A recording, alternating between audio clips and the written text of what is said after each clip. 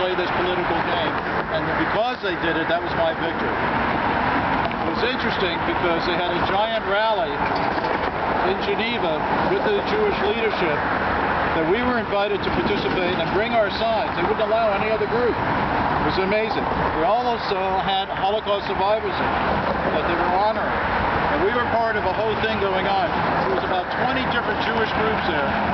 Everybody with a different agenda, but together we got the UN totally crazy. Because we kept on hitting them on every side of what's going on. How dare you play this dirty game? They need to be evicted. Again. Then I'm going to tell you, Herb and I were in front of the United Nations building. Where's Herb? Right there. Hi, Herb. 2009. This is Durban 3. This Ahmadinejad was speaking and being worshipped again at the UN. And there were all the protests going on the side at Hammarskjöld Square. We've been now for at least a dozen rallies there. We're going back in January. But Herb and I were there with a giant sign that said, "Move UN Nazis All right. to Gaza." All right. It was an amazing experience because we were shocked at how many people were supporting us. You could only go by this area if you worked for the UN or you were police or security or media. It was closed off to the general public. But we were astounded at the amount of support we had from people who worked at the UN.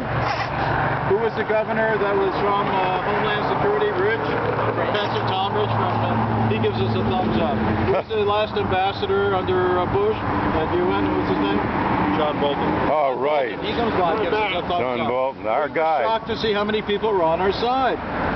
That gave us another idea of what's going on. So I want to tell you what's going to happen now and how important you're being here and can help push this process. January 27th is the day that the Russians liberated Auschwitz. Oy. The UN has decided on that day that they are going to talk about their moment of silence, their remembering the Holocaust. What a hypocritical scene. That these people are setting up the next Holocaust based on the fact that they're supporting the people from the last Holocaust, and here they do their public relations stunt, and that's their whole business. So we've come up with a campaign that we're going to do. It'll be 12:30 on the 27th in front of the UN Dock Hammarskjöld Plaza, and this is our campaign. The U.S. out of UN, and the UN out of U.S. Damn right!